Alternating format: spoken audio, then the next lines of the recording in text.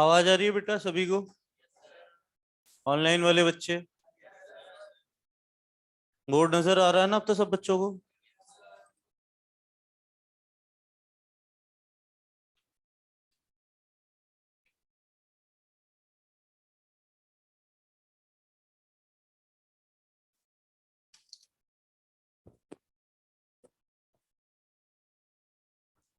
Reaction mechanism वाला portion start करेंगे बेटा अपन। उसी का एक बार रिवीजन करेंगे। अच्छा, पुराने वाले थोड़े बहुत पढ़े हुए चन्नू भी बैठे हुए हैं यहाँ पे। अरे very good very good very good. चलो तो फिर मेरे लिए तो बहुत आसानी है, बिना कोई इंट्रोडक्शन वगैरह लिए डायरेक्ट पढ़ाना चालू करते हैं। हाँ हाँ, अरे वो न्यू वाले भी मालूम है, अभी सब पुराने हो जाएंगे कुछ देर बाद। अरे ये नाम इंट्रोडक्शन वगैरह से बढ़िया है सब्जेक्ट पढ़ते हैं, टाइम अपने पास कम है, चीजें ज्यादा से ज्यादा सीख पाए उसमें अपन को ध्यान देना है। तो रिएक्शन मैकेनिज्म अपन को पढ़ना है। रिएक्शन मैकेनिज्म से पहले मैं थोड़ा सा इंट्रोडक्शन आपको देता हूँ। जैसे अपन एक एग्जांपल बेटा आईयूपीएससी का कर लेते हैं, एक आईयूपीएससी का कर लेते हैं, एक दो एग्जांपल अपन आइसोमेरिज्म का कर लेते हैं, ताकि अपने को ध्यान रहे कि ये भी अपने चैप्टर ऑर्गेनिक केमिस्ट्री का पोर्शन ही है और इन्हें भी पढ़ना है अपने को। ठीक है, तो रिएक्शन मैकेनिज्म से सबसे पहले आईयूपीएससी पे बात कर लेते हैं। पहले तो आईयूपीएससी से पहले अपने को ये चीज ध्यान रखना कि कभी भी अपने को ऑर्गेनिक केमिस्ट्री आनी है, तो ऑर्गेनिक केमिस्ट्री के लिए सबसे पहली चीज है जो अपने लिए, वो है आइडेंटिफिकेशन ऑफ फंक्शनल ग्रुप बेटा। कि हमें फंक्शनल ग्रुप पहचानने आने चाहिए कि फंक्शनल ग्रुप कौन कौन से हैं। जैसे अगर मैं आपसे बात बताऊं तो अपने पास कार्बोक्सिलिक एसिड है और अपने पास एक सल्फोनिक एसिड है, SO3H और COH। अब COH से ही अपन जानते हैं इस कार्बन एटम को बोला जाता है बेटा, जो कि डबली बॉन्डेड ऑक्सीजन एटम रखता है, इसको कार्बोनिल ग्रुप बोलते हैं। क्या बोलते हैं? Carbonyl group. तो मुझे लगता है 95% या 100% बच्चों को फंक्शनल ग्रुप तो सारे मालूम होंगे। जैसे एसिड के डेरिवेटिव अगर आप गिनाओ तो एक तो बेटा एनहाइड्राइड होता है, दो carbonyl group linked with bivalent oxygen atom, इसको अपन क्या बोलते हैं? एनहाइड्राइड।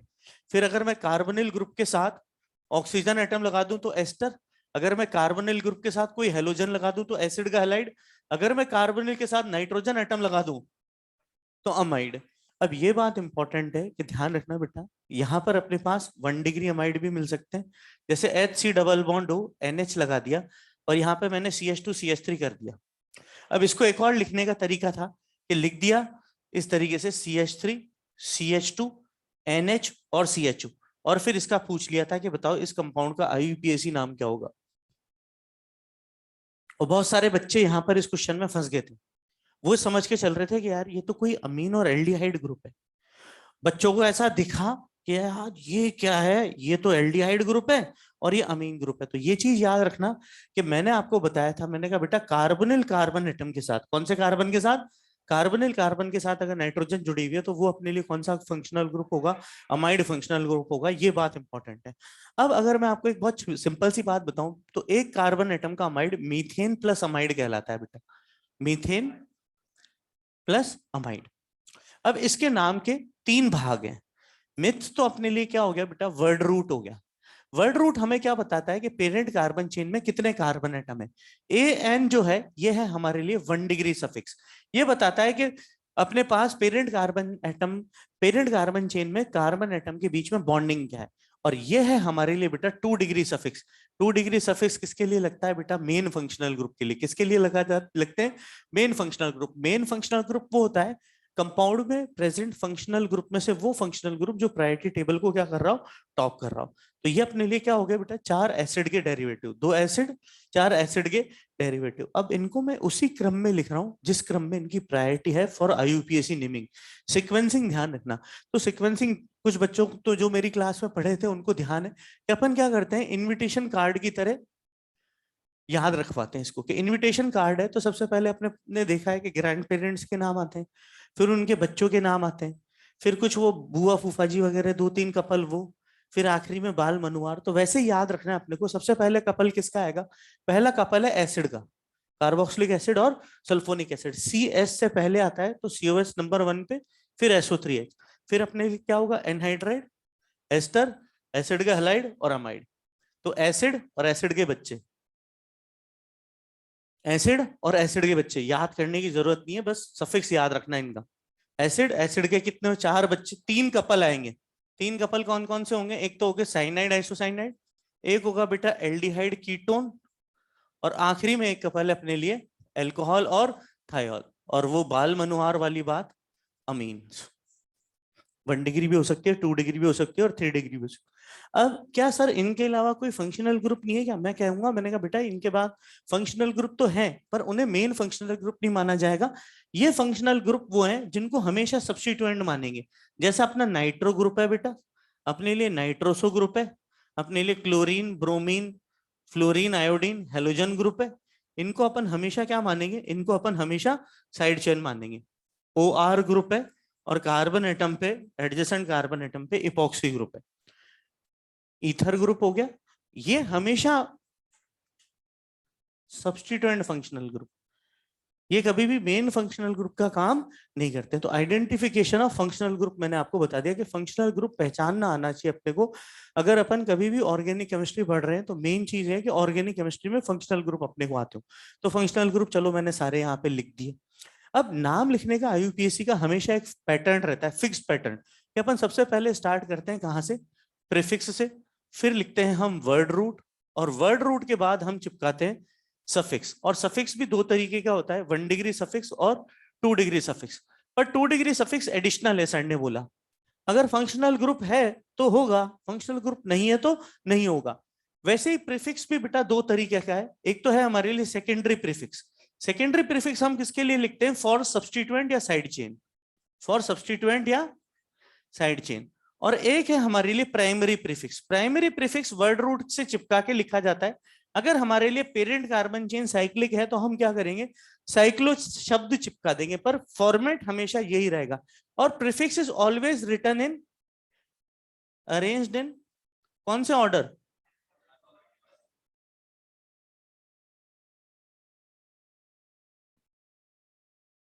समझ में आई बात?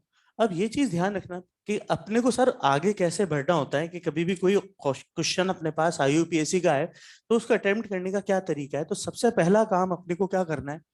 आइडेंटिफाई फंक्शनल ग्रुप सबसे पहले। फिर आइडेंटिफाई फंक्शनल ग्रुप में 2 फंक्शनल ग्रुप निकलेंगे, एक तो होगा मेन फंक्शनल ग्रुप और एक होंगे हमारे लिए सब्स्टिट्यूएंट फंक्शनल ग्रुप। सर ने कहा सारा का सारा नियम किसके अकॉर्डिंग चलेगा? मेन फंक्शनल ग्रुप के अकॉर्डिंग चलेगा। कि अपन सबसे पहले इसके बाद आइडेंटिफिकेशन ऑफ फंक्शनल ग्रुप के बाद अपन ने एक बार मेन फंक्शनल ग्रुप देख लिया, फिर अपन क्या करेंगे? पेरेंट कार्बन चेन सिलेक्ट करेंगे। उसमें हम ये देखेंगे कि मेन फंक्शनल ग्रुप प्रेजेंट होना चाहिए ज्यादा से ज्यादा। फिर मल्टीपल बॉन्ड को प्रायोरिटी मिलेगी। मल्टीपल बॉन्ड के बाद नंबर ऑफ कार्बन एटम को प्रायोरिटी मिलेगी। फिर अगर नंबर ऑफ कार्बन एटम भी सेम है तो नंबर ऑफ साइड चेन को प्रायोरिटी मिलेगी। तो मेन फंक्शनल ग्रुप को देखते हुए अपन क्या करेंगे? पेरेंट कार्बन चेन डिसाइड करेंगे। जैसे ये क्वेश्चन है तो इसमें फंक्शनल ग्रुप कितने प्रेजेंट नजर आ रहे हैं? एक तो बेटा कार्बोक्सिलिक एसिड, एक एल्कोहल और एक हेलोजन। अभी मैंने कहा हेलोजन तो हमेशा सब्स्टिट्यूएंट फंक्शनल ग्रुप होगा, और जो सब्स्टिट्यूएंट फंक्शनल ग्रुप होगा उसके लिए हम हमेशा क्या लिखेंगे बेटा? प्रीफिक्स लिखेंगे। क्या लिखेंगे मेरे बच्चों? प्रीफिक्स लिखेंगे। और prefix always written in alphabetical order. तो अब मैंने मेन फंक्शनल ग्रुप तो डिसाइड कर लिया कि ये तो मेरे लिए क्या बन रहा है? Main functional group. फिर सर ने कहा था कि दूसरा काम अब क्या होगा? पेरेंट कार्बन चेन के सिलेक्शन का। तो इसके कार्बन एटम को लेते हुए मैं क्या करूंगा? सबसे पहले क्या करूंगा? मेन फंक्शनल ग्रुप, फिर मल्टीपल बॉन्ड, फिर ज्यादा से ज्यादा कार्बन एटम। तो बेटा यहां पर 4 कार्बन एटम की पेरेंट कार्बन चेन लूंगा, ना कि 5 की। अरे सर ये क्या कह रहे हो? मैं तो आज तक पढ़कर आया हूं कि सभी को समझ में आ रहा है, ऑनलाइन वाले बच्चों को भी नजर आ रहा है।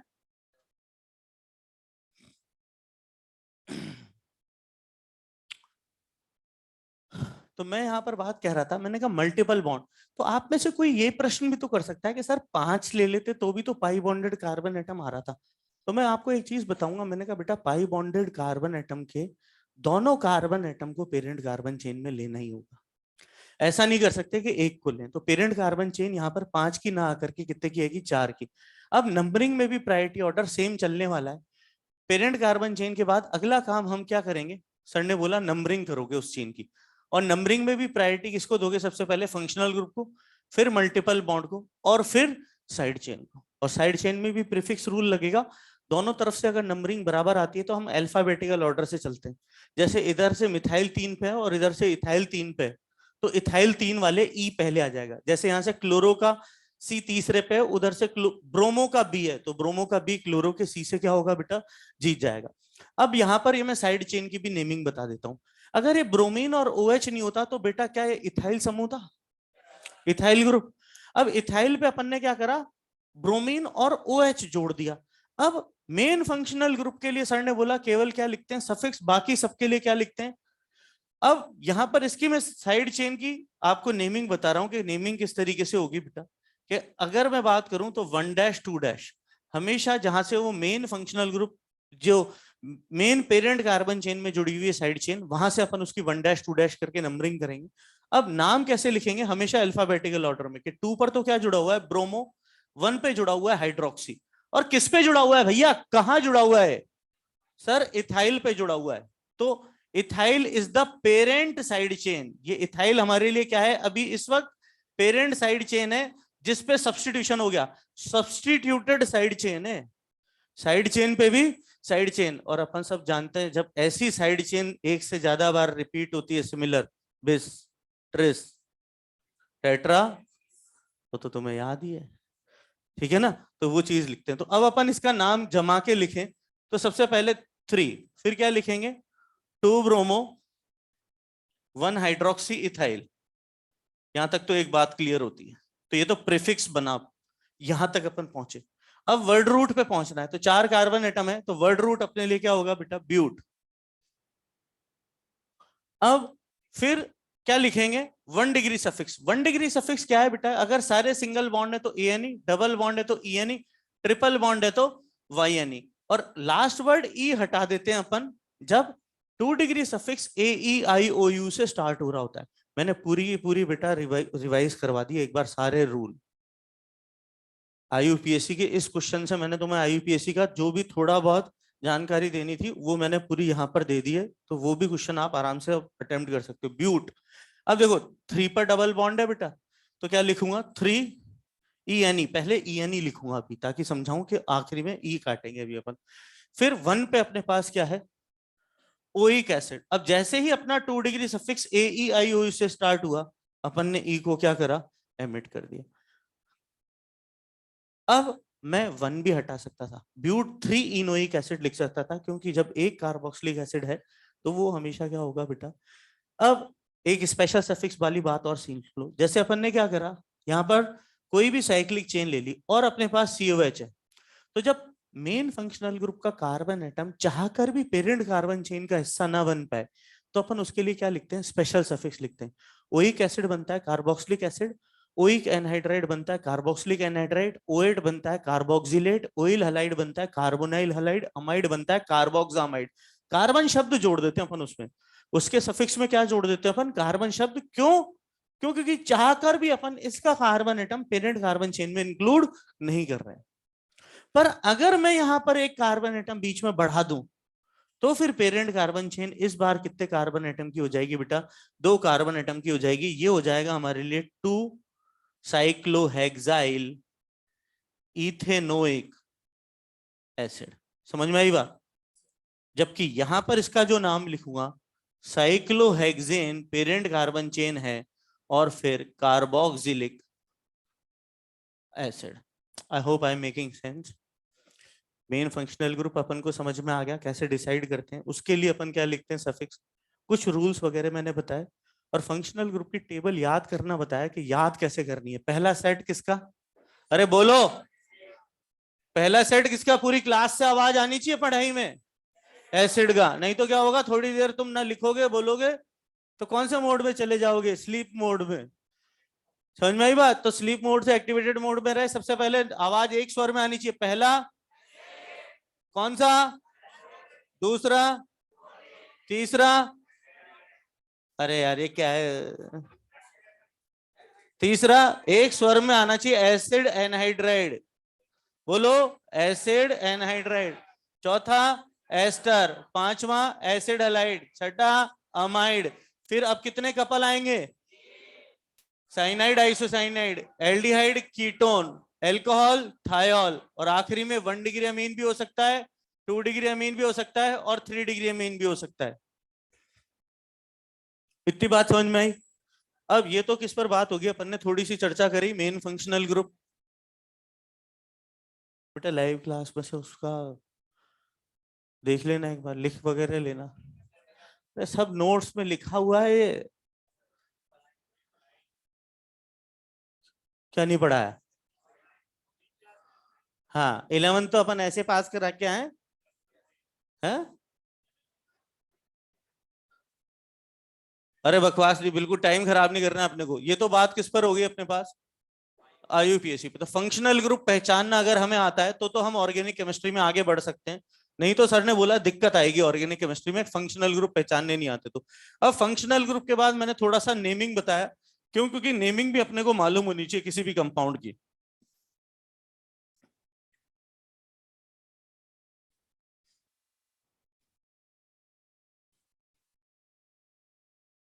अब दो चीजें और रिएक्शन मैकेनिज्म स्टार्ट होने से पहले आपको आनी चाहिए। एक तो आना चाहिए बेटा आपको डबल बॉन्ड इक्विवेलेंट के बारे में, कि डबल बॉन्ड इक्विवेलेंट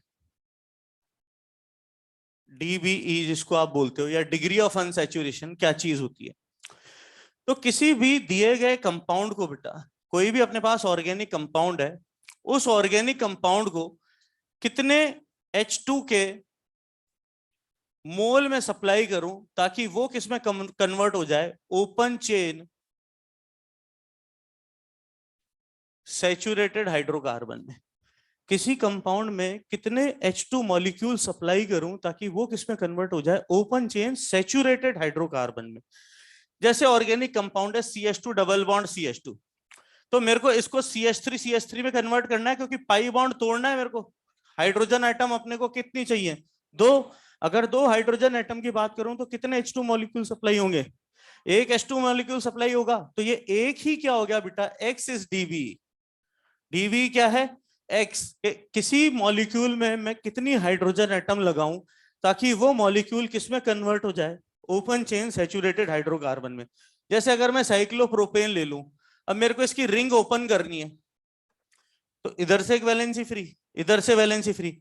ये अपन सब जानते हैं C3H6 है, और इसको मैं प्रोपेन के स्ट्रक्चर में मैच कराना चाह रहा हूं, तो कितने वापस अपने पास, एक H2, तो डीबी कितनी आ गई, एक आ गई इसकी। तो कितनी अपने को हाइड्रोजन चाहिए, हाइड्रोजन नहीं, हाइड्रोजन मॉलिक्यूल, H2 मॉलिक्यूल। अब जैसे बेंजीन है, 6 कार्बन एटम है।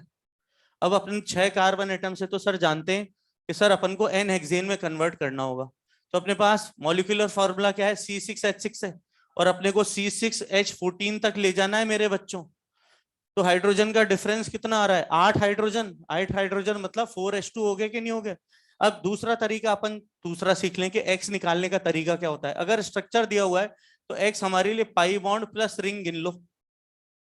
स्ट्रक्चर दिया हुआ है तो पाई बॉन्ड और रिंग गिन लो, जितने पाई बॉन्ड और रिंग है वही क्या होगा, उसका एक्स हो जाएगा। जैसे यहां पर अपने पास डीबी कितना आ रहा है, 4।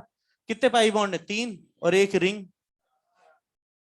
एक पाई बॉन्ड के लिए एक H2 और एक रिंग ओपन करने के लिए एक H2। जैसे इसके बाद एक नेफ्थलीन पढ़ा दूं मैं, नेफ्थलीन का स्ट्रक्चर इस तरीके से लिखा हुआ आ गया, रिंग। रिंग का मतलब होता है हर अल्टरनेट पोजीशन पे पाई बॉन्ड। पाई बॉन्ड कहीं से भी लगाना चालू करो, आप यहाँ पे 5 ही पाई बॉन्ड लगा पाओगे। किधर से भी स्टार्ट कर दो, जैसे मैंने यहाँ से स्टार्ट कर दिया, तो इसके अल्टरनेट पोजीशन पे ये, इसके अल्टरनेट पोजीशन पे ये। तो कितनी रिंग है, 2। 2 रिंग है और 5 पाई बॉन्ड है। डीबी कितना आ गया बेटा, 7 आ गया। तो डबल बॉन्ड इक्विवेलेंट अपने को मालूम होना चाहिए। डबल बॉन्ड इक्विवेलेंट के बाद अपन बात करते हैं थोड़ी सी आइसोमर्स वाले चैप्टर पे, कि आइसोमर्स क्या होता है। तो सर बोलते हैं different compound with same molecular formula. ऐसे कंपाउंड जिनका मॉलिक्यूलर फॉर्मूला सेम हो बट डिफरेंट रखते हो। अब डिफरेंस किसी भी फिजिकल या केमिकल प्रॉपर्टी के कारण हो सकता है। अब अगर फिजिकल और chemical property due to structure change होती है तो अपन उनको क्या बोलते हैं बेटा, स्ट्रक्चरल आइसोमर या कंस्टिट्यूशनल आइसोमर। कौन से आइसोमर, स्ट्रक्चरल आइसोमर, या इसी को ही क्या बोला जाता है, कंस्टिट्यूशनल आइसोमर। जैसे अगर मैं आपसे बात बताऊं कि अपन ने क्या करा, एक तो एन ब्यूटेन ले ली और एक आइसोब्यूटेन ले ली, एक मैंने एन पेंटेन ले ली, एक मैंने आइसोपेंटेन ले ली बेटा, और एक मैंने नियोपेंटेन ले ली। अब हम सब पढ़कर आए, जैसे जैसे ब्रांचिंग बढ़ती है बॉइलिंग पॉइंट कम हो जाता है। क्यों? क्योंकि सरफेस एरिया ऑफ इंटरेक्शन क्या होगा, कम हो जाएगा, क्योंकि बॉइलिंग पॉइंट एक फिजिकल प्रॉपर्टी है। बॉइलिंग पॉइंट क्या है? एक फिजिकल प्रॉपर्टी है। तो अगर मैं बात बताऊं तो एन ब्यूटेन है और ये अपने लिए क्या है बेटा? आइसोब्यूटेन। तो बॉइलिंग पॉइंट पहले वाले का, क्यों? क्योंकि सरफेस एरिया ऑफ इंटरेक्शन पे डिपेंड करता है एल्केन का बॉइलिंग पॉइंट, क्योंकि मॉलिक्यूलर फॉर्मूला तो सेम है। मॉलिक्यूलर फॉर्मूला सेम है तो सर ने कहा था कि अगर कहीं पे मॉलिक्यूलर फॉर्मूला सेम हो गया तो मॉलिक्यूलर मास भी सेम होगा। मॉलिक्यूलर मास सेम है तो वेपर डेंसिटी भी सेम होगी, डबल बॉन्ड इक्विवेलेंट भी सेम होगा। बोलो है ना? इंपेरिकल फॉर्मूला भी सेम होगा, इंपेरिकल मास भी सेम होगा, जनरल मॉलिक्यूलर फॉर्मूला भी सेम होगा। जनरल मॉलिक्यूलर फॉर्मूला क्या होता है? जो अपन एन की टर्म्स में लिखते हैं, CnH2n+2। याद आई बात है? तो ये सारी बातें सेम होगी। तो ये तो सारी सेम है, पर सर ने कहा क्या होना चाहिए? At least one distinguishable different physical और केमिकल प्रॉपर्टी। कोई ना कोई एक फिजिकल एक केमिकल प्रॉपर्टी में क्या होना चाहिए? अंतर होना चाहिए। तभी अपन उनको दो अलग अलग कंपाउंड या आइसोमर की रिलेशनशिप देंगे। जैसे यहाँ पर है एन पेंटेन, आइसोपेंटेन, और ये अपने लिए क्या है? नियोपेंटेन। बॉइलिंग पॉइंट ब्रांचिंग बढ़ने के साथ क्या होता है? घटता है, क्योंकि मॉलिक्यूल गोल होता जाता है। और गोल मॉलिक्यूल के बीच में सरफेस एरिया ऑफ इंटरेक्शन क्या होगा? कम होगा। सरफेस एरिया ऑफ इंटरेक्शन कम होगा तो मॉलिक्यूल एक दूसरे को पकड़ कम करेगा, और मॉलिक्यूल अगर एक दूसरे को पकड़ कम करेगा तो intermolecular forces weak. Intermolecular forces weak तो बॉइलिंग पॉइंट भी क्या होगा मेरे बच्चों? कम होगा। पर अगर मैं आपसे पूछूं, मैंने कहा बेटा फर्स्ट वाला है और सेकंड वाला है, तो सेकंड वाला कोई भी कंपाउंड हो, फर्स्ट वाले से बॉइलिंग पॉइंट ज्यादा रखेगा, क्योंकि ज्यादा नंबर ऑफ कार्बन एटम, ज्यादा कार्बन एटम, ज्यादा भारी मॉलिक्यूल, ज्यादा भारी मॉलिक्यूल, ज्यादा force of attraction. Is that clear? तो आइसोमर की ये वाली बात है। तो स्ट्रक्चरल आइसोमर वो होते हैं जहां पे स्ट्रक्चर बदलने के कारण उसकी फिजिकल और केमिकल प्रॉपर्टी बदले। स्ट्रक्चर बदलने के कारण फिजिकल और केमिकल प्रॉपर्टीज बदले, ऐसे अलग अलग कंपाउंड को अपन क्या बोलेंगे? स्ट्रक्चर या कंस्टिट्यूशनल। फिर दूसरा आता है अपने लिए कौन से आइसोमर? Stereo isomer. अब स्टीरियो आइसोमर क्या होंगे? सर जिनका स्ट्रक्चर फॉर्मूला तो क्या रहे? सेम, फिर भी क्या हो? आइसोमर हो। क्यों? क्योंकि कॉन्स्टिट्यूशन डिफाइन कर दिया, तो वो आइसोमर जो कॉन्स्टिट्यूशनल आइसोमर नहीं है वो सारे के सारे स्टीरियो आइसोमर। इनका स्ट्रक्चरल फॉर्मूला तो सेम रहे, फिर भी कोई ना कोई फिजिकल और केमिकल प्रॉपर्टी में क्या आ जाए? अंतर आ जाए। सर क्या बोल रहे हैं? With same structural formula but different 3D orientation of atoms along the space. ठीक है, उसके कारण इनकी फिजिकल और केमिकल प्रॉपर्टी क्या हो रही हो? बदल रही हो। इसका एग्जाम्पल अपन कौन सा लेंगे? जैसे अपन ने लिया बेटा ट्रांस टू ब्यूटीन और सिस टू ब्यूटीन। अब सिस और ट्रांस में मैं थोड़ा सा डायपोल मोमेंट के बारे में आपको जानकारी दूं कि अगर दो सेम मैग्नीट्यूड के अपोजिट चार्जेस अपन ने रख दिए, जैसे Q और एक जगह अपन ने क्या रख दिया? -Q, और उनके बीच का डिस्टेंस अपने लिए जैसे a है, तो जो डायपोल मोमेंट डिफाइन होता है वो क्या होता है बेटा? Q × A होता है। और अपन क्या करते हैं? जो यहाँ पर डिस्टेंस है, डिस्टेंस के क्या होता है? डायरेक्टली प्रोपोर्शनल, और चार्ज के मैग्नीट्यूड के भी क्या होता है? डायरेक्टली प्रोपोर्शनल होता है। अब अगर मैं आपसे बोलूं, मैंने कहा बेटा sp2 और sp3 में sp2 की इलेक्ट्रोनेगेटिविटी ज्यादा है, तो डायपोल किधर चलेगा? कम इलेक्ट्रोनेगेटिव से ज्यादा इलेक्ट्रोनेगेटिव की तरफ। अब यहां पर तो हम जान रहे हैं ये दोनों इक्वल वेक्टर्स अपोजिट डायरेक्शन में, तो म्यू ऑफ ट्रांस तो बेटा 0 है। जबकि यहाँ पे दो इक्वल मैग्नीट्यूड वाले वेक्टर्स एक दूसरे को ऐड कर रहे हैं 120 डिग्री पे, तो यहाँ पर म्यू ऑफ सिस क्या होगा बेटा? नॉन जीरो होगा। तो फिजिकल प्रॉपर्टी में अंतर आ गया। किसके कारण आया? स्ट्रक्चर के अंतर नहीं आया, क्योंकि स्ट्रक्चर तो दोनों ही 2 ब्यूटीन है। स्ट्रक्चरल फॉर्मूला तो दोनों का ही क्या है? सेम है। दोनों ही क्या है? 2 ब्यूटीन है, पर एक कौन सी है? सिस, और एक कौन सी है? ट्रांस। तो स्ट्रक्चरल फॉर्मूला सेम रहे, परंतु स्ट्रक्चर में एटम्स की जो 3D लोकेशन है वो बदल जाए, और उसके बदलने के कारण उसकी फिजिकल और केमिकल प्रॉपर्टीज में बदलाव आ जाए, उनको अपन क्या बोलते हैं? Stereo isomer. अब स्टीरियो आइसोमर को भी हम दो पार्ट में डिवाइड करते हैं। एक वो जो रूम टेम्परेचर पे इंटर कन्वर्टेबल है बॉन्ड घूमने के कारण, वो तो कन्फर्मेशनल हो गए मेरे बच्चों। बोलो हाँ है ना? और जो एक वो जो रूम टेम्परेचर पे इंटर कन्वर्टेबल नहीं है, वो क्या हो जाएंगे? कॉन्स्टिट्यूशनल या sorry configurational isomers. Is that clear? वो जीआई और ओआई की। तो धीरे धीरे अपन इनकी भी बातें करेंगे। तो थोड़ा बहुत आप ये पढ़कर आना कि आइसोमर वाली बातें क्या होती हैं।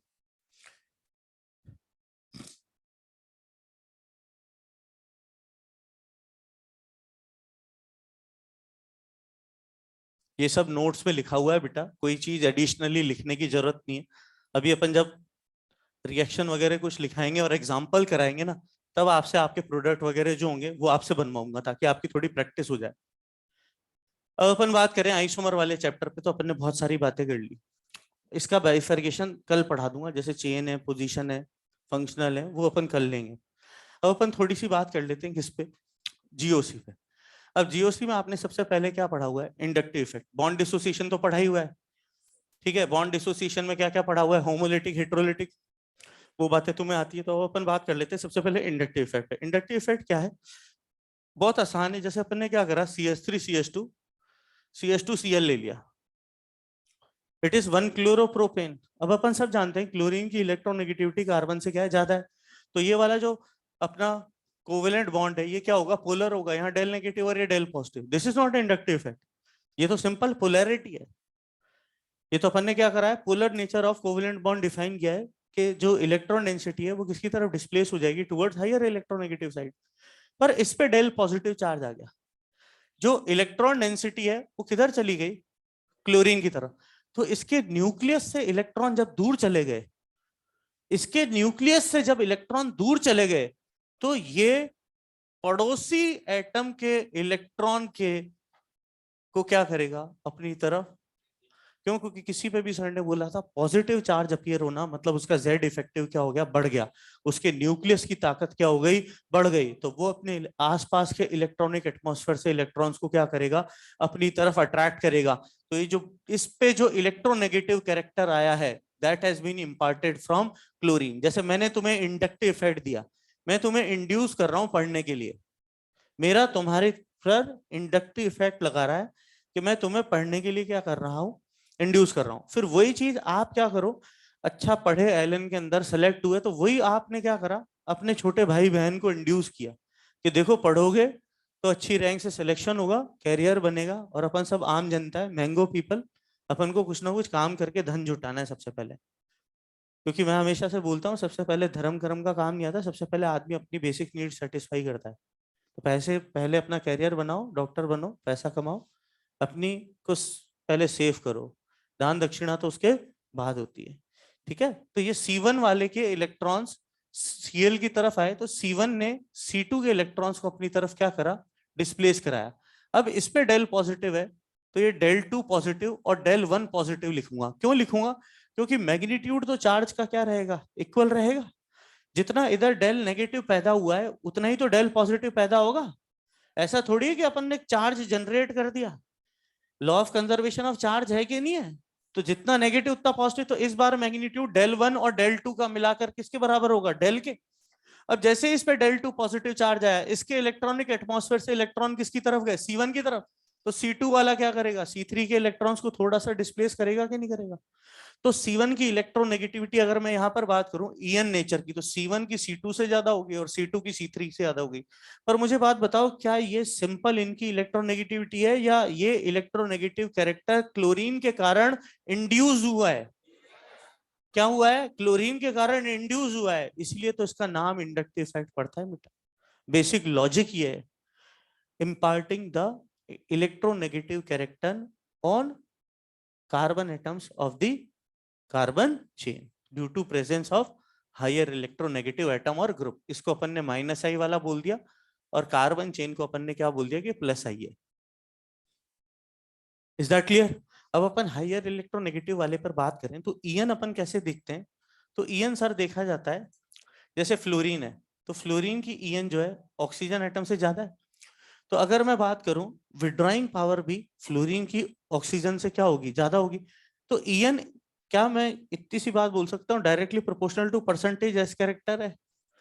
क्यों है? क्योंकि सर ने बोला था कि न्यूक्लियस है, तो न्यूक्लियस के सबसे पास कौन सा ऑर्बिटल होता है? फिर तो परसेंटेज एस कैरेक्टर जितना होगा, सर ने बोला था उतना ही इलेक्ट्रॉन का डिस्टेंस न्यूक्लियस से कम होगा। और सर कहते हैं कि अपना तो फिजिक्स का लॉ लगता है F इज इक्वल टू के Q1 Q2 upon R square, inversely proportional to the square of distance. Distance of separation जितना ज्यादा होगा फोर्स ऑफ अट्रैक्शन बेटा उतनी ज्यादा लगेगी कि नहीं लगेगी? तो परसेंटेज एस कैरेक्टर जितना ज्यादा होगा इलेक्ट्रॉन न्यूक्लियस के पास उतने ज्यादा, इलेक्ट्रोनेगेटिविटी कैरेक्टर उतना ज्यादा। तो अगर मैं ईएन नेचर की बात करूं तो कार्बन sp3 वाले से ज्यादा ईएन, कार्बन sp2 से ज्यादा नाइट्रोजन sp3 से ज्यादा कार्बन sp। तो एक तो एक्सेप्शन यहाँ पर है कि कार्बन sp की इलेक्ट्रोनेगेटिविटी नाइट्रोजन से ज्यादा गिनते हैं बेटा। फिर अपने लिए ऑक्सीजन sp3, फिर अपने लिए नाइट्रोजन sp, और नाइट्रोजन sp और इन सबसे कौन ज्यादा हो गया? फ्लोरीन हो गया। तो माइनस आई सीरीज एक अपन ने रटी है। तो अगर अपन रटना नहीं चाहें और अपन समझना चाहें तो अपन ऐसे लिख सकते हैं फ्लोरीन, फिर OH, फिर C ट्रिपल बॉन्ड CH, फिर NH2, फिर फिनाइल, फिर विनाइल, फिर हाइड्रोजन एटम। यहां पर अपन ने समझ के लिखा। कैसे समझ के लिखा? Carbon sp, nitrogen sp3, carbon sp2, carbon sp2। Sir carbon sp2 carbon sp2 में आपने कैसे देखा? मैं क्या कहूंगा, मैंने कहा बेटा ज्यादा नंबर ऑफ sp2 एटम, फिर NH2, NH2 के बाद C ट्रिपल बॉन्ड CH, फिर OH, और फिर अब मैं कहूंगा, मैंने कहा बेटा इन पे कोई चार्ज है क्या ग्रुप पे? आप कहोगे कि नहीं सर चार्ज नहीं है।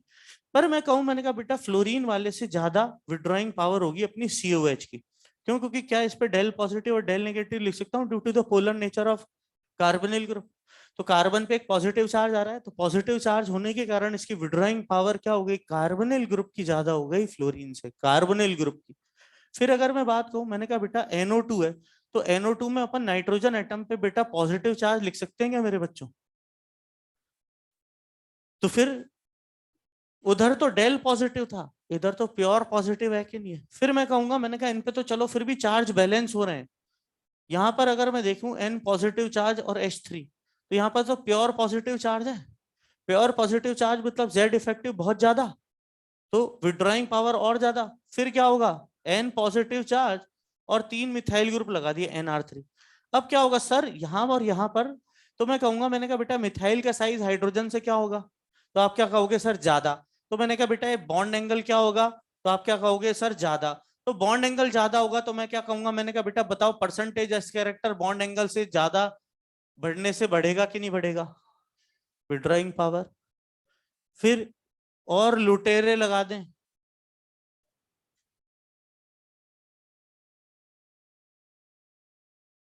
उससे भी ज्यादा विड्रॉइंग पावर। ऑक्सीजन एटम पे पॉजिटिव चार्ज ले आओ, बोलो हाँ या ना मेरे बच्चों। तो इस तरीके से अपन ने माइनस आई सीरीज को याद किया है, ना कि रटा है। ठीक है, बैलेंस करिए अपन ने एक एक बातें, कि पहली कुछ जो चीजें हैं वो क्या है। जैसे यहाँ पर एक चीज भूल गया मैं, CN वाला, C ट्रिपल बॉन्ड N वाला, विड्रॉइंग पावर लग रही है बेटा N की। अपन सब जानते हैं -M इफेक्ट तो पढ़ा हुआ है कि नहीं पढ़ा हुआ अपन ने? तो उसी को ही अपन ने माइनस आई के साथ जोड़कर लिख दिया। तो minus I series I hope सब बच्चे इस तरीके से याद कर लेंगे। क्यों? क्योंकि बेटा जब भी मैं रिएक्शन मैकेनिज्म पढ़ाऊंगा और मैंने कोई बोला, मैंने कहा इसकी रिएक्टिविटी इससे ज्यादा है और इसकी -I और +M, तो मुझे थोड़ा थोड़ा बताना होगा कि आपको GOC हर जगह काम आने वाली है। तो GOC अपने को अच्छे से पढ़नी है। ठीक है, आई होप आपको अभी तक जो पढ़ाया होगा वो समझ में आया होगा। और आप कोई भी डाउट पूछ सकते हो अगली क्लास में from the entire organic chemistry. जब तक आप चीजों को पूछोगे नहीं, ठीक है, तब तक आपका डर नहीं खुलेगा सब्जेक्ट को लेके। तो जब तक क्लास में आप डाउट नहीं अराइज करोगे, मेरे को भी मजा नहीं आएगा, क्योंकि एक तरफा क्लास चलेगी। यहाँ तक बात हुई इंडक्टिव इफेक्ट की। अब देखो एक बहुत छोटा सा जल्दी से मैं हाइपर कॉन्जुगेशन समझा देता हूँ। ये एक काल्पनिक इफेक्ट है जो कि दिया गया था एल्कीन की, एल्काइन की, कार्बोकेटाइन की और कार्बन फ्री रेडिकल की स्टेबिलिटी को समझाने के लिए। किसने दिया था? बेकर और नाथन ने दिया था। इसलिए बेकर और नाथन के नाम पर ये इफेक्ट डिफाइन कर दिया, बेकर नाथन इफेक्ट। अब होता क्या है, अगर मैं बोलूं, मैंने कहा बेटा ये sp2 है और ये sp3 है, तो क्या sp2 वाले की इलेक्ट्रोनेगेटिविटी sp वाले से क्या होगी? ज्यादा होगी। तो ये वाला जो सिग्मा इलेक्ट्रॉन से किसकी तरफ अट्रैक्टेड फील करेगा? sp2 की तरफ। तो अगर ये बॉन्ड यहां पर आया तो इसके पास कौन सा ऑर्बिटल खाली पड़ा हुआ है? पाई स्टार खाली पड़ा हुआ है बेटा। पाई तो भरा हुआ है, तो खाली क्या पड़ा हुआ होगा, पाई स्टार। यही एक बार जेई में क्वेश्चन आ गया था कि बताओ एल्कीन के हाइपर कॉन्जुगेशन के अंदर कौन से ऑर्बिटल इंटरेक्ट करते हैं, तो सिग्मा पाई स्टार ओवरलैपिंग होती है। कौन सी होती है? सिग्मा और पाई स्टार ओवरलैपिंग होती है। अब अगर ये ओवरलैप हुआ तो ऑक्टेट को बचाने के लिए ये वाला पाई बॉन्ड क्या होगा, सामने वाले कार्बन एटम के फेवर में शिफ्ट होगा।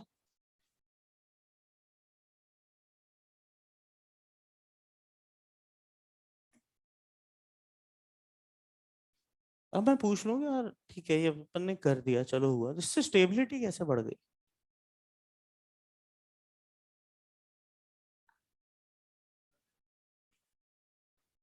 अच्छा रेजोनेंस हो गया, तो उससे क्या हुआ भैया, कैसे बढ़ी? वही तो मैं पूछना चाह रहा हूँ, रेजोनेंस स्टेबिलिटी बढ़ी कैसे, हाउ कैन यू एक्सप्लेन? हाँ कौन बता सकता है, कोई भी एक बच्चा बोले।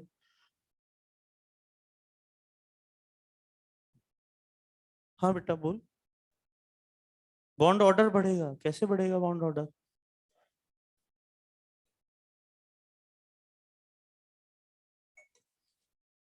पार्शल बॉन्ड आ जाएगा, पक्का? चलो पार्शल पाई बॉन्ड आया, उससे स्टेबिलिटी, किसी में पाई बॉन्ड कैरेक्टर आ गया तो उससे स्टेबिलिटी का क्या लेना देना? कैसे? बॉन्ड स्ट्रेंथ बढ़ जाएगी, किसी के अंदर बॉन्ड स्ट्रेंथ बढ़ गई तो स्टेबिलिटी कैसे आ गई उसमें? यहाँ पे तो चार्जेस अपीयर हो रहे हैं।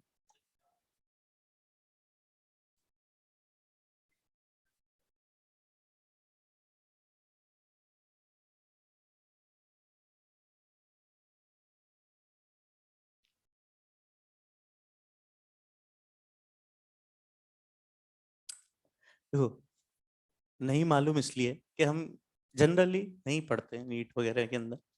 एमओटी एक्सप्लेनेशन होता है बेटा, इसका हायर लेवल पे पढ़ाया जाता है। एमओटी से जब कुछ नहीं बता पाते ना तो अपन किसका सहारा लेते हैं, एमओटी एक्सप्लेनेशन।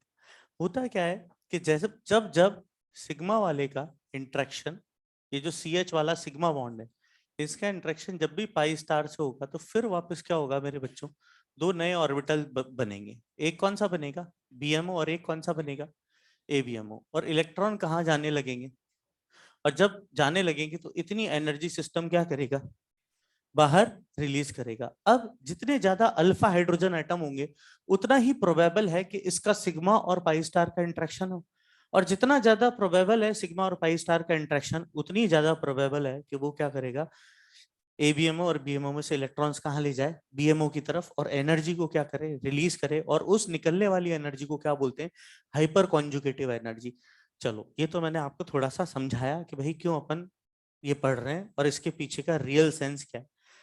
नीट लेवल तक अपने को इसकी कोई जरूरत नहीं है। अब मैं इसलिए क्यों बताता हूं ये, क्योंकि मुझे लिखना होता है कि stability is directly proportional to alpha hydrogen atom, कि जितने ज्यादा अल्फा एच होंगे उतनी ही ज्यादा अपने पास क्या है, स्टेबिलिटी। और ये बहुत बहुत बार लिखवाता हूँ, समझाता हूँ, और बच्चों को बोलता हूँ कि भैया इसको पूरा का पूरा याद कर लेना। क्यों? क्योंकि एक जमाने भर बाद तू क्या पढ़ेगा, एलिमिनेशन रिएक्शन पढ़ेगा। और एलिमिनेशन रिएक्शन में जब तू इस तरीके से लिखा हुआ देगा एल्कोहलिक केवे, तो फिर तेरे पास पॉसिबिलिटी होगी कि अपने पास प्रोडक्ट बहुत सारे मिले, more than one isomeric products मिले। और फिर हमें ये जानकारी जुटानी होगी कि उन प्रोडक्ट में ज्यादा स्टेबल प्रोडक्ट कौन सा है और कम स्टेबल प्रोडक्ट कौन सा है। ये मैं कभी नहीं बोलता कि कौन सा ज्यादा बनेगा और कौन सा कम बनेगा। क्यों? क्योंकि मेरे पास टेक्निक है कम स्टेबल को भी ज्यादा बनाने की, और ज्यादा स्टेबल को ज्यादा बनाने की, तो है ही सही। आपने दो जगह पढ़ा होगा जहां पर कम स्टेबल प्रोडक्ट भी ज्यादा बनता है, बनता है कि नहीं बनता है, एग्री है कि नहीं? हॉफमैन प्रोडक्ट कहाँ कहाँ पे ज्यादा मिलता है? जैसे इसमें ही मैं अगर फ्लोरीन लगा दूं, एल्कोहलिक केवेज, तो हम सब जानते हैं, सब मेजर प्रोडक्ट ये लिखोगे आप, वन ब्यूटीन। तो कौन ज्यादा बन रहा है उससे मतलब नहीं अपने को, अपन को तो क्या मालूम करना है कि जो प्रोडक्ट हैं इनकी आपस में स्टेबिलिटी ऑर्डर क्या है। और वो किस पे डिपेंड करेगा, सर ने बोला एल्कीन के अंदर अल्फा एच पे। जब अल्फा एच सेम होती है तो फिर अपने पास और तरीका होता है कि सिस वाले से ज्यादा ट्रांस वाली ज्यादा स्टेबल है, और बहुत बातें। तो एलिमिनेशन रिएक्शन में जब अपन एल्कीन बनाते हैं तो प्रोडक्ट की स्टेबिलिटी एक बहुत इंपॉर्टेंट रोल प्ले करती है। तो हाइपर कॉन्जुगेशन में क्या बताया था कि जितने ज्यादा अल्फा हैच उतनी ही ज्यादा क्या होगी stability of alkene, alkyne, radical और कैटायन। अब अल्फा एच कैसे देखते हैं? कोई भी कैटायनिक कार्बन एटम है, इससे जुड़ा हुआ पहला कार्बन अल्फा, दूसरा बीटा, तीसरा गामा, चौथा डेल्टा और पांचवा कार्बन एटम कौन सा होता है? ओमेगा। जब भी अपन कॉमन नेमिंग में नंबरिंग करते हैं किसी भी पॉइंट को रेफरेंस मान के, पहला अल्फा, दूसरा बीटा, तीसरा गामा, चौथा डेल्टा, पांचवा ओमेगा कार्बन होता है। अब अल्फा से जुड़ी हुई हाइड्रोजन एटम क्या कहलाती है बेटा? Alpha H atom. समझ में आई बात मेरे बच्चों? ये रेडिकल भी हो सकता है। फिर डबल बॉन्डेड सिस्टम है, तो डबल बॉन्डेड सिस्टम से जुड़ा हुआ पहला कार्बन, दूसरा कार्बन, पर अल्फा हाइड्रोजन कौन सी होगी? फिर जैसे कार्बोनिल ग्रुप है, कार्बोनिल ग्रुप से जुड़ा हुआ पहला कार्बन, दूसरा कार्बन, तीसरा कार्बन, अल्फा हाइड्रोजन कौन सी होगी? अल्फा कार्बन से जुड़ी हुई। बोलो मेरे बच्चों ये बात समझ में आई?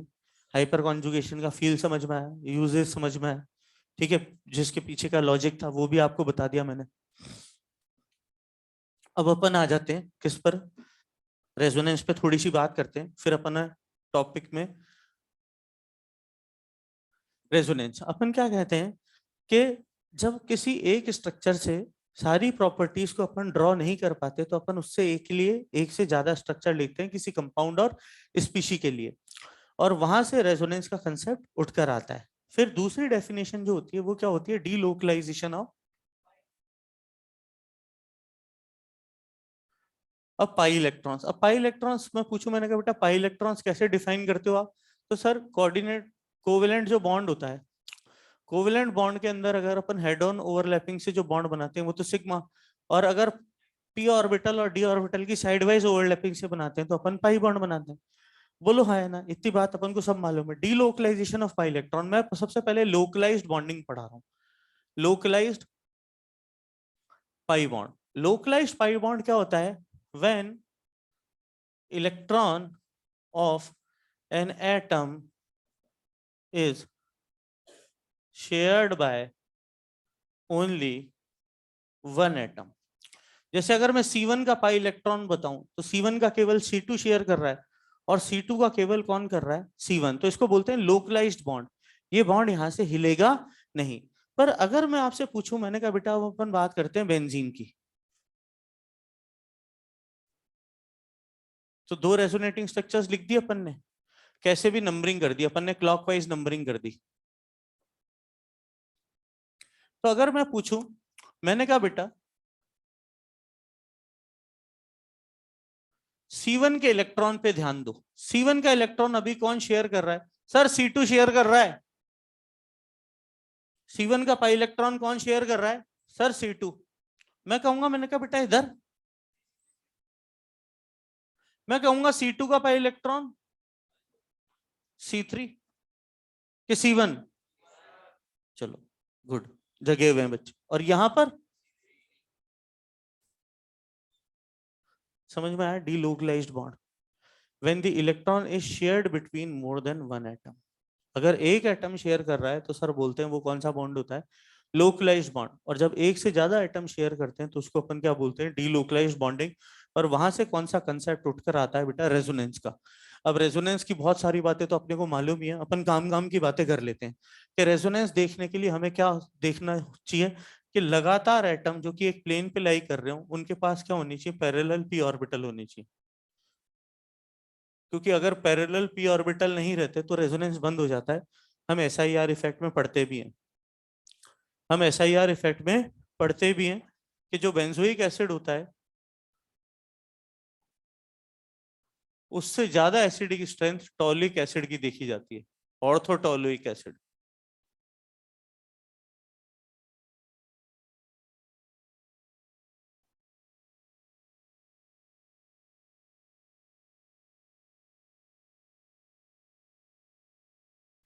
इसकी आती है 4.12 और इसकी 3.9 समथिंग होती है पीके वैल्यू।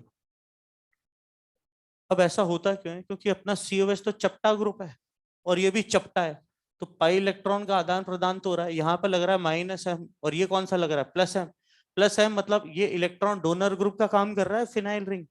इलेक्ट्रॉन डोनर ग्रुप अगर लगाते हैं तो एसिडिक स्ट्रेंथ हम जानते हैं कैसी होती है? कम हो जाती है। पर जैसे ही अपन ने ऑर्थो पे मिथाइल लगाया, ये कैसा होगा? स्फेरिकल होगा, चपटा नहीं होगा।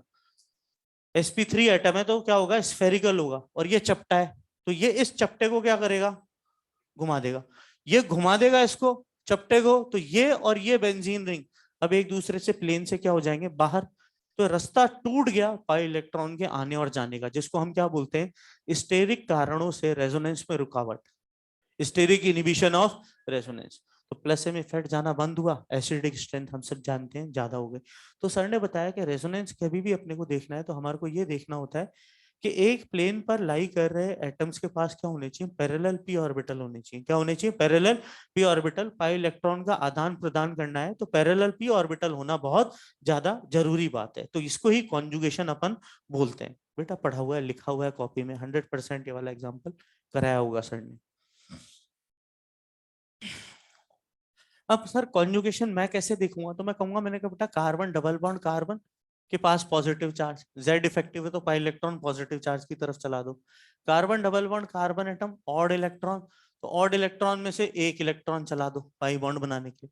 Carbon double bond carbon carbon atom पे एनायन, तो जेड इफेक्टिव वीक है तो पाई इलेक्ट्रॉन की तरफ चला दो। जैसे जैसे चार्ज डीलोकलाइज होगा एटम पर, जैसे हम सब कहते हैं कि बेंजाइल कार्बोकेटाइन जो है अच्छा खासा स्टेबल होता है। क्यों स्टेबल होता है? क्योंकि हम जानते हैं ऑर्थो पे, ऑर्थो से पैरा पे, पैरा से ऑर्थो पे, और फिर वापस इस पे घूमता है। तो कितने एटम पॉजिटिव चार्ज को बियर करते हैं? 4 carbon atom. 4 carbon atom bear करते हैं तो पर एटम पॉजिटिव चार्ज क्या होगा? डिक्रीज। स्टेबिलिटी ऑफ सिस्टम क्या हो जाएगी? इंक्रीज। Is that clear? तो डिस्ट्रीब्यूशन ऑफ चार्ज के कारण क्या होता है? सर बोलते हैं कि पर एटम चार्ज डिक्रीज हो जाता है, चाहे पॉजिटिव हो चाहे नेगेटिव हो। जैसे सर ने एक और बात की कि भाई तुम फिनॉक्साइड आयन बोलते हो, तो फिनॉक्साइड आयन की स्टेबिलिटी भी तुम बहुत शानदार बताते हो। क्यों बताते हो? क्यों? क्योंकि नेगेटिव चार्ज आप क्या करते हो? ऑर्थो और पैरा पे घुमाते हो। तो फिर वही बात होती है कि नेगेटिव चार्ज जितना ज्यादा डीलोकलाइज होगा पर एटम नेगेटिव चार्ज उतना ही डिक्रीज होगा। Stability of system. जैसे आप सर बोलते हैं कि कार्बोक्सिलेट आयन है तो नेगेटिव चार्ज इस बार क्या होता है? और 2 ऑक्सीजन एटम पे घूमेगा। क्वालिटी ऑफ रेजोनेंस और शानदार हो गई। तो कभी भी नंबर ऑफ रेजोनेटिंग स्ट्रक्चर से सर ने बात नहीं कही थी। सर कहते हैं रेजोनेंस में हमेशा अपन क्या देखते हैं? क्वालिटी देखते हैं। तो जितना ज्यादा नेगेटिव चार्ज या पॉजिटिव चार्ज रोटेट करेगा एटम्स पे, पर एटम चार्ज उतना ही डिक्रीज हो जाएगा और स्टेबिलिटी ऑफ सिस्टम उतनी क्या हो जाएगी बेटा? इंक्रीज हो जाएगी। तो डीलोकलाइजेशन के लिए हमारे को क्या देखना है? पाई बॉन्ड के साथ पॉजिटिव चार्ज, पाई बॉन्ड के साथ, पाई बॉन्ड के साथ, पाई बॉन्ड के साथ खुद पाई बॉन्ड। पॉजिटिव चार्ज वाले के पास कोई डोनर एटम आ जाए, एनायन वाले के पास कोई ऐसा एटम आ जाए जिसके पास वेकेंट डी ऑर्बिटल हो। डी ऑर्बिटल रेजोनेंस की बात मैं आपको बता रहा हूँ। डी ऑर्बिटल रेजोनेंस की बात क्यों बता रहा हूँ? क्योंकि आपको ने सबने पढ़ा हुआ है कि CF3 नेगेटिव इससे कई गुना ज्यादा स्टेबल होता है CCl3 नेगेटिव। क्यों? क्योंकि यहाँ पर जो एनायन है वो क्लोरीन के वेकेंट डी ऑर्बिटल के साथ रेजोनेंस में चला जाता है कि नहीं चला जाता? तो ये डी ऑर्बिटल का एग्जाम्पल हो गया। डी ऑर्बिटल रेजोनेंस का पी पाई डी पाई यहाँ पर बॉन्डिंग फॉर्मेशन होगी। जैसे हम सब जानते हैं कि एनिलीनियम आयन में ये वाली रेजोनेटिंग स्ट्रक्चर पॉसिबल नहीं है क्योंकि ऑक्टेट नाइट्रोजन का फुलफिल्ड है। पर अगर मैं PS3 लिख दा तो मैं पाई बॉन्ड फास्फोरस की तरफ मूव करा सकता है। याद है वो इनवैलिड वैलिड रेजोनेटिंग स्ट्रक्चर वाली बात है। फिर मैंने कहा बेटा रेजोनेंस के अंदर अगर अपन पढ़ रहे हैं तो सबसे इंपॉर्टेंट बात जो रेजोनेंस के अंदर होती है वो होती है कि हमारे को रेजोनेंस पहचानना आना चाहिए कि कहाँ पर रेजोनेंस हो रहा है और कहाँ पर रेजोनेंस नहीं हो रहा है। पहली क्वेश्चन तो यहां से बनता है। दूसरी सर ने बोला कि जो सबसे ज्यादा क्वेश्चन पूछे जाते हैं रेजोनेंस पे, प्योर रेजोनेंस में, वो आता है स्टेबिलिटी ऑफ रेजोनेटिंग स्ट्रक्चर। क्या? कि जैसे 5 बन रहे हैं, किसी में 4 बन रहे हैं, किसी में 3 बन रहे हैं रेजोनेटिंग स्ट्रक्चर्स, तो उनकी रेजोनेटिंग स्ट्रक्चर्स की रिलेटिव स्टेबिलिटी देखना कि कौन रेजोनेटिंग स्ट्रक्चर ज्यादा स्टेबल है और कौन रेजोनेटिंग स्ट्रक्चर कम स्टेबल है। जैसे अपन ने मैंने करा CH3C double bond oxygen atom S negative, और फिर मूव करा दिया मैंने CH3C ऑक्सीजन एटम पे नेगेटिव चार्ज डबल बॉन्ड, ये A है और ये B है। और फिर मैंने पूछ लिया, मैंने कहा बेटा स्टेबिलिटी क्या होगी? तो आप सबका जवाब क्या रहेगा? Sir stability is B is गलत। ये चीज हमेशा ध्यान रखना जब भी अपन एटम सेम ग्रुप के देखते हैं, ठीक है, सेम ग्रुप साइज, यहीं पे धोखा दे दिया मैंने आपको। क्यों? कई बच्चे सो रहे हैं। बेटा एक बात हमेशा ध्यान रखना, until unless you revise a lot, online वाले बच्चों को समझ में आ रहा है?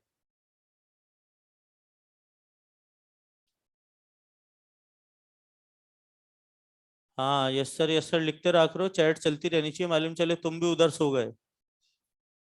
देखना पड़ता है इधर, ऐसा हाई फाई चीजें। रेजोनेटिंग स्ट्रक्चर की स्टेबिलिटी कंपेयर करने के सर बोलते हैं बहुत आसान से 4 नियम है। सबसे पहले बोलते हैं सर, मोर कोवेलेंट बॉन्ड देख लो। पहला सबसे नियम, जितने ज्यादा कोवेलेंट बॉन्ड सर बोलते हैं रेजोनेटिंग स्ट्रक्चर उतनी ज्यादा स्टेबल। ऑक्टेट वॉक्टेट देखने की जरूरत नहीं, क्योंकि जिसमें पाई बॉन्ड ज्यादा होंगे उसमें ऑक्टेट ज्यादा होना ही होना है। जैसे मैं आपसे बोलूं, मैंने कहा बेटा ये कैटायन बनाया अपन ने, और अगले में अपन ने ये कैटायन बनाया, बिना देखे मैं सेकंड वाले की स्टेबिलिटी ज्यादा बताऊंगा, क्योंकि पाई बॉन्ड आ गया, पाई बॉन्ड आ गया, बॉन्डिंग आ गई, ऑक्टेट कंप्लीट हो गया। तो सबसे पहले सर क्या बोलते हैं कि कोवेलेंट बॉन्ड जितने ज्यादा स्टेबिलिटी उतनी ज्यादा।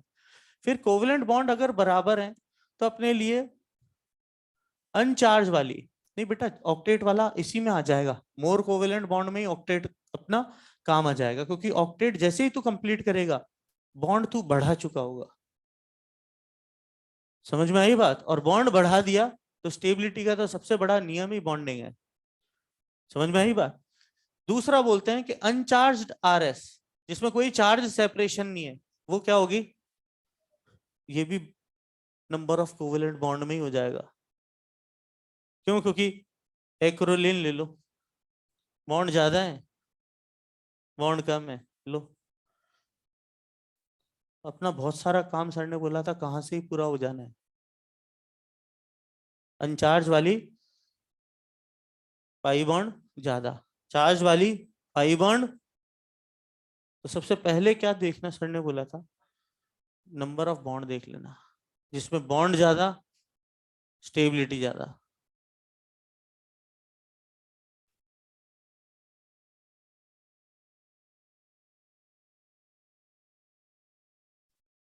क्या चल रहा है उधर?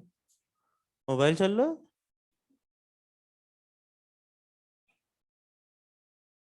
चैटिंग?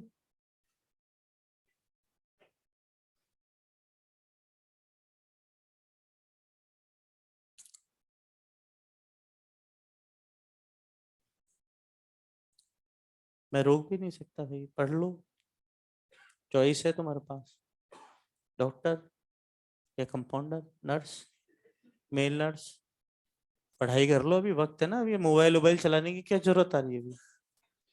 मोबाइल तुम्हारी सुविधा के लिए बेटा। सबने बोला सबसे पहले मोर नंबर ऑफ कोवेलेंट बॉन्ड, इसी में ही चार्ज्ड और अनचार्ज्ड आरएस वाली बात भी आ गई, और कंप्लीट ऑक्टेट और इनकम्प्लीट ऑक्टेट वाली बात भी आ गई। फिर ये देख लो, फिर तीसरे पे आ जाओ कि नेगेटिव चार्ज कहां पर होना चाहिए? मोर ईएन एटम पर ये बात गलत है लिखाना। क्यों? क्योंकि इस बात में एक क्लॉज है कि जब एटम फ्रॉम सेम पीरियड हो, नहीं तो नेगेटिव चार्ज ईएन पे केवल पीरियड पे, और साइज में जब ग्रुप पर। यहाँ पर अपने एक मिसकंसेप्शन देखो, पॉजिटिव चार्ज कम इलेक्ट्रोनेगेटिव पे होना चाहिए। अब अपोजिट चार्जेस क्या होनी चाहिए बेटा? पास पास। अपोजिट चार्जेस क्या होने चाहिए? पास पास। जैसे फिनोल है, और फिनोल की अपन ने एक रेजोनेटिंग स्ट्रक्चर बनाई, pi bond, positive charge, negative charge.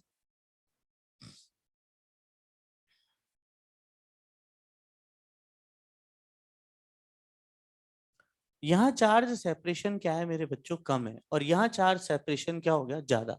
तो अपोजिट चार्जेस क्या होनी चाहिए? नजदीक। और सिमिलर चार्जेस क्या होनी चाहिए बेटा? दूर दूर। अपोजिट चार्जेस क्या होनी चाहिए? नजदीक। और सिमिलर चार्जेस क्या होने चाहिए? दूर दूर। और सर ने बोला ये सब रूल अगर नहीं लगे तो फिर आखिरी में हम क्या देखते हैं?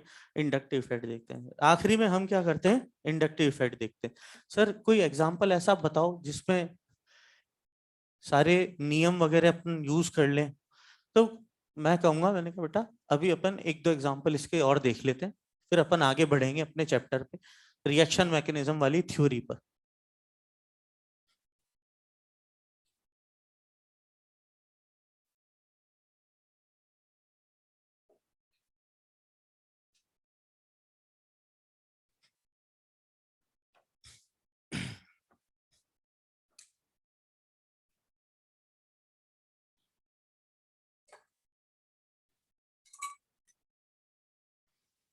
अपने पास एडिशनल टाइम है तो पढ़ाई करो बेटा, रिवाइज करो। The more you revise the more you learn.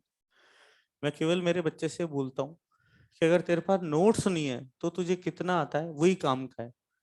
Notes में तेरे क्या लिखा हुआ है, मॉड्यूल में तेरे क्या लिखा हुआ है, तेरे दोस्त को कितना आता है, तेरे किसी काम का नहीं है बेटा।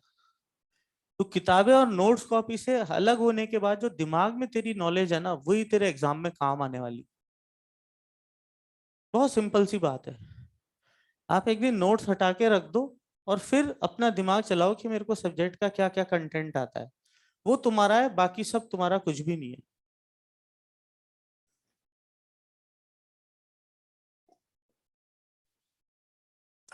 आई कम एम्प्टी हैंड,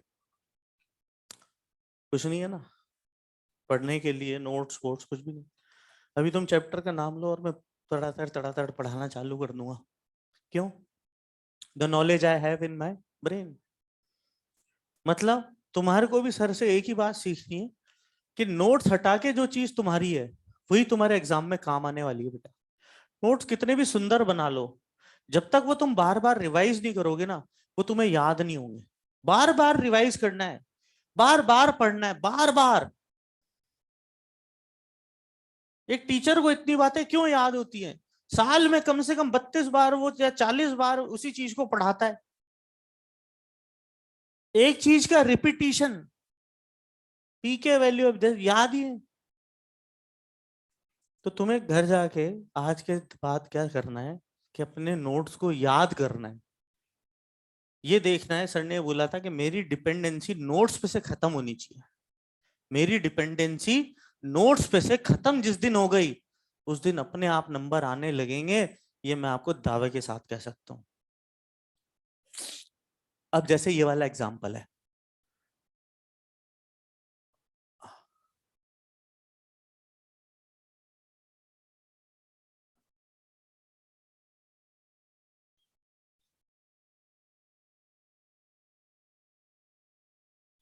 ये रेजोनेटिंग स्ट्रक्चर का एग्जाम्पल है मेरे बच्चों। अब स्टेबिलिटी देखनी तो सबसे पहला तो अपन ने देखे number of bond. Number of bond सब में बराबर है, पाई बॉन्ड गिनने, क्योंकि सिग्मा तो कभी हिलने है ही नहीं। फिर अपन ने देखा कि नेगेटिव चार्ज है, तो नेगेटिव चार्ज कहां पर होना चाहिए, सर ने बोला था तो सी वाले की स्टेबिलिटी सबसे ज्यादा होगी। अब हमने रूल लगाया ए और बी में कि नेगेटिव चार्ज कहां पर हो, ज्यादा इलेक्ट्रोनेगेटिव में, दोनों में कार्बन पे। अपोजिट चार्जेस है नहीं, सिमिलर चार्जेस है नहीं, नंबर ऑफ बॉन्ड भी बराबर है, एनायन है तो ऑक्टेट भी कंप्लीट है। अब कोई भी रूल नहीं लग रहा है। फिर सर ने बोला जब कोई भी रूल नहीं लगता है तो फिर हम किसका सहारा लेते हैं। तो सर ने बोला यहाँ पर ये जो एनायन है, ये दो तरफ से माइनस आई आ रहा है इस पे, पाई बॉन्ड का भी माइनस आई, और जबकि यहाँ पर एक ही तरफ से माइनस आई आ रहा है।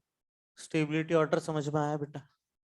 और सर ने बोला था ये काफी ज्यादा इंपॉर्टेंट है नीट पर्पस के लिए कि आपको क्या क्वेश्चन आ जाए, stability comparison of resonating structures. एक और बहुत आपने पढ़ा होगा, CH2 double bond N, positive charge double bond N, डाइएजोमीथेन, CH2N2 वाला। फिर अगर सोचो ये एनायन में यहां चलाऊं, CH2N, ये आ जाएगा कि नहीं आ जाएगा मेरे बच्चों? बोलो कोई दिक्कत, कोई परेशानी? अब सोचो ये मैं क्या करूं, बॉन्ड नाइट्रोजन एटम की फेयर में तोड़ दूं तो एक और स्ट्रक्चर आ जाएगा, CH2 positive charge nitrogen atom lone pair double bond nitrogen atom anion. अब अगर मैं ये पॉजिटिव चार्ज इसके फेयर में तोड़ दूं, CH2 negative charge N lone pair double bond N positive charge और लोन पेयर। अब मैंने चार रेजोनेटिंग स्ट्रक्चर्स लिख दी। अब मैंने इन चार रेजोनेटिंग स्ट्रक्चर्स को क्या करा, कंपेयर करा दिया कि बेटा ये A है, ये B है, ये C है और ये D है, और इनकी कंपेयर करो आप स्टेबिलिटी। अब देखो मैं कैसे आपको समझाऊंगा बेटा, एक बार पूरा अपन तरीके से कर लेते हैं। सबसे पहले ज्यादा बॉन्ड, तो आपको सबको नजर आ रहा है सर ए और बी में सी और डी से ज्यादा है, तो ए और बी की स्टेबिलिटी सी और डी से ज्यादा होनी है, मोर नंबर ऑफ बॉन्ड के कारण। बात समझ में आई? अब अपन ने देखा कि यार यहाँ नेगेटिव चार्ज सर नाइट्रोजन पे और यहाँ नेगेटिव चार्ज कार्बन पे, तो ए की स्टेबिलिटी बी से ज्यादा हुई ऑन द बेसिस ऑफ वो रूल जहां नेगेटिव चार्ज कहां पर होना चाहिए, मोर ईएन वाले पे, जबकि ए और बी की स्टेबिलिटी सी और डी से कैसे कंपेयर करी, on the basis of covalent bond. मजा आया कि नहीं आया, समझ आ रहा है कि नहीं आ रहा है? अब अपन ये दो देखें तो यहां तो वैसे ही नजर आ रहा है सर, भयानक बुरा काम, इनकम्प्लीट ऑक्टेट और पॉजिटिव चार्ज नाइट्रोजन पे,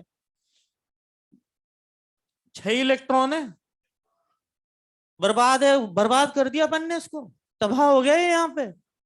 सर ने बोला था कभी भी इलेक्ट्रोनेगेटिव एटम इनकम्प्लीट ऑक्टेट के साथ पॉजिटिव चार्ज कंप्लीट ऑक्टेट के साथ तो रख सकता है।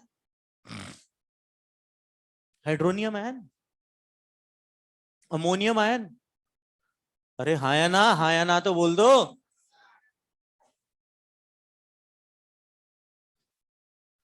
पर सर ने बोला अगर इनकम्प्लीट के साथ पॉजिटिव चार्ज है, ऐसा अनर्थ कभी भी करके नहीं आना है।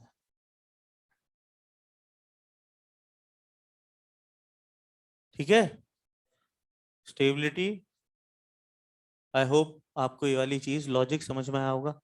रेजोनेंस के लिए अपन ने बहुत सारी बातें करी, फिर रेजोनेंस की एप्लीकेशन आ जाती है, जो पाई इलेक्ट्रॉन सामने के वाले की तरफ दे प्लस एम, जो सामने वाले से खींचे माइनस एम। ठीक है, अब अपन आते हैं किस पर, रिएक्शन मैकेनिज्म वाले पोर्शन पे। अब मैं आपको बताता हूं, मैंने कहा कोई भी बेटा ऑर्गेनिक कंपाउंड है तो उसके साथ आप कोई ना कोई रिएजेंट मिक्स करते हो, फिर इन दोनों को सरफेस एरिया प्रोवाइड करने के लिए सॉल्वेंट काम आता है, और फिर वो हमारे को क्या प्रोडक्ट्स मिलते हैं। पर जब ये काम होता है तो ये डायरेक्ट नहीं होता, इनके पीछे कुछ कुछ स्टेप्स इन्वॉल्व होते हैं। जैसे ऑर्गेनिक कंपाउंड और रिएजेंट मिला, इसने क्या करा, एक ट्रांजिशन स्टेट बनाई और ट्रांजिशन स्टेट से प्रोडक्ट आ गए, तो ये सिंगल स्टेप रिएक्शन रही। सर इसका कोई एग्जांपल, तो मैं कहूंगा, मैंने कहा बेटा अपन ने सबने हाइड्रोजिनेशन पढ़ा है कैटालिटिक, तो आप क्या कहोगे, सर हाँ सर बहुत अच्छे से पढ़ा हुआ है कि अपन क्या करते हैं H2 का यूज करते हैं निकल, प्लेटिनम या पैलेडियम की प्रेजेंस में, क्योंकि इनकी एड्सॉर्बिंग पावर हाइड्रोजन को लेकर ज्यादा होती है। तो मैं कहूंगा, मैंने कहा बेटा तुम मुझे बात बताओ, क्या यहाँ पर कोई कैटायन शटायन बनाते हो, रेडिकल शेडिकल? तो आप क्या कहोगे, नहीं सर यहाँ तो साइक्लिक ट्रांजिशन स्टेट होती है जिसको सिन एडिशन रिएक्शन का नाम लेते हैं हम।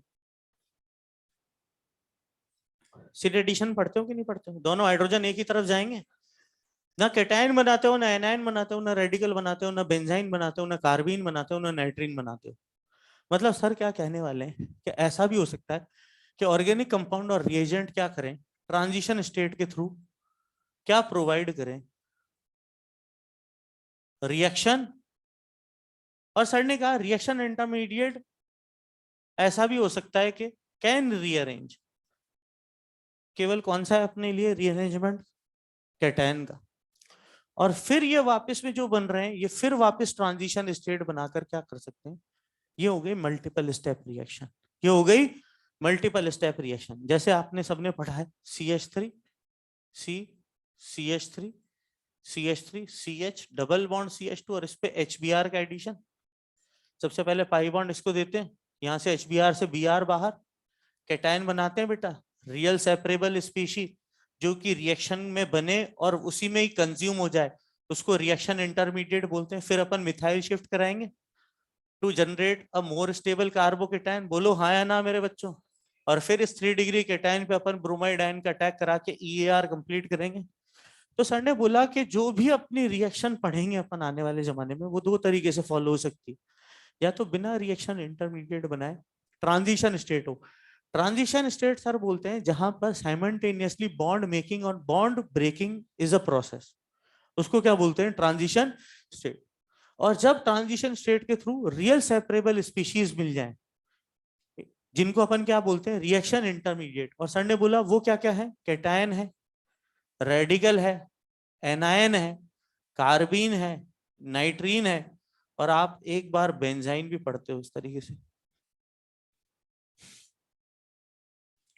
तो अब ये वाली बात है। अब सर ने बोला यहां पर तुमने एडिशन रिएक्शन के एग्जांपल देखे, आप क्या कर रहे हो, पाई बॉन्ड तोड़कर क्या कर रहे हो, सिग्मा बॉन्ड बना रहे हो। पाई से किसकी तरफ चल रहे हैं बेटा, सिग्मा। तो ऐसी रिएक्शनों को अपन क्या बोलते हैं? Addition reaction. जब अपन सिग्मा से पाई चलेंगे उनको क्या बोलेंगे? Elimination reaction. जब अपन सिग्मा से सिग्मा चलेंगे तो बोलेंगे सब्स्टिट्यूशन रिएक्शन। तो अब नेक्स्ट क्लास जो है बेटा, आप पढ़कर आएंगे अपने घर से, EAR से स्टार्ट करेंगे। सबसे पहले एडिशन रिएक्शन पढ़ाऊंगा, EAR, ठीक है, फिर FRAR, free radical addition, electrophilic addition reaction, फिर न्यूक्लियोफिलिक एडिशन रिएक्शन। हाँ मेरे बच्चे, हाँ वो प्रिंटिंग एरर है, ठीक है, वो इसलिए दिक्कत आ रही है कि यहाँ के बाद क्या है, इधर दिखेगा नहीं, इसलिए जल्दबाजी में CHME2 कर देता हूँ, है ना मेरे बच्चे। चलो, धन्यवाद। कल टाइम से आना क्लास में और कोशिश करना कि EAR सभी बच्चे रिवाइज करके आए, Markovnikov rule, anti Markovnikov rule और कार्बोकैटायन का रीअरेंजमेंट पढ़कर आए। अपन कोशिश करेंगे कल अपन EAR और RAR के एग्जाम्पल करें। एक रफ कॉपी आपको नोट्स के अलावा कल से कैरी करनी है, क्योंकि कल से अपन एग्जाम्पल्स करेंगे। मैं बोर्ड पे क्वेश्चन लिखूंगा और वो आपको अटेम्प्ट करने होंगे। Thank you and good night.